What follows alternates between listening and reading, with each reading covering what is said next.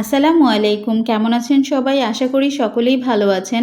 আমি আজকে আপনাদের সাথে মজাদার ফুলকপির পাকোড়ার রেসিপি শেয়ার করব। তো চলুন দেরি না করে শেয়ার করা যাক।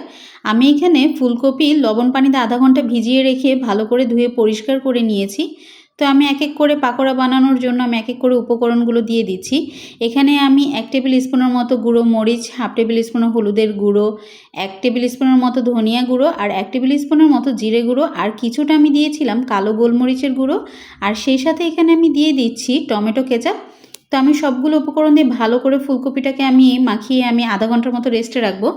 তো আধা ঘন্টা হয়ে গিয়েছে। তো এখানে আমি 1 কাপের প্রায় 3 ভাগের 1 ভাগ আমি এখানে কর্নফ্লাওয়ার আর হচ্ছে কি 1 কাপের মতো ময়দা ব্যবহার করেছি।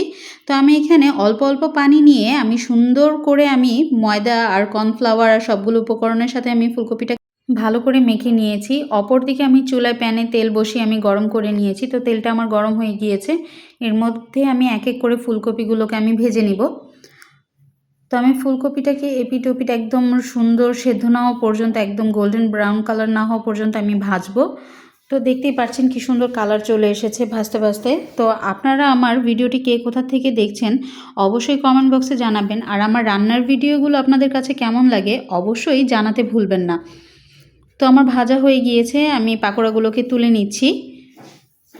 তো আমি ভালো করে তেল ঝরিয়ে আমি তুলে নিলাম। তো ওই একইভাবে আমি বাকিগুলো আমি সুন্দর করে ভেজে নিচ্ছি। তো এপিট ওপিট সুন্দর করে আমি ভাজবো। আর ফুলকপির পাকোড়া কিন্তু শীতের মধ্যে খেতে কিন্তু খুবই ভালো লাগে। আর আমার বাচ্চা ফুলকপির একদমই সবজি পছন্দ করে না ভাতের সাথে খেতে।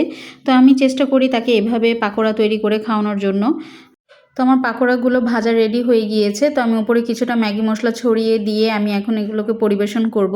আর পাকোড়াটা খেতে কিন্তু খুবই অসাধারণ হয়েছে।